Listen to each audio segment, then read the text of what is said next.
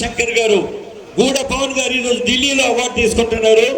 సామల భాస్కర్ గారు సుదీర్ఘమైనటువంటి అనుభవాన్ని కలిగి కొత్త కొత్త డిజైన్లను తయారు చేస్తున్నారు. వీరికి ఈ రోజు మనం కొండా లక్ష్మణ్ బాబుజీ అవార్డుతో సన్మానించుకోవడం జరిగింది. గుర్రం కొండయ్య గారు, వీరు 30 సంవత్సరాలుగా చేనేత వృత్తిని కొనసాగిస్తారు.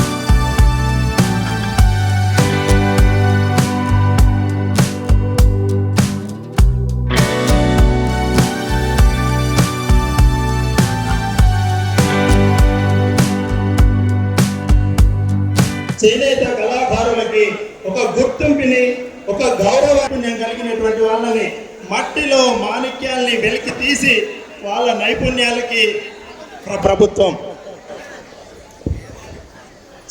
ప్రైమ్ మినిస్టర్ చేత కూడా ఆశీర్వాదం అందుకున్న సిరిసిల్ల యువకుడు వ్యక్తి హరిప్రసాద్ అగ్గి పెట్టే ఉంగరం సూదిలో సరిపోయే చీరను తయారు చేశారు. తెలంగాణ రాష్ట్రానికి గర్వకారణంగా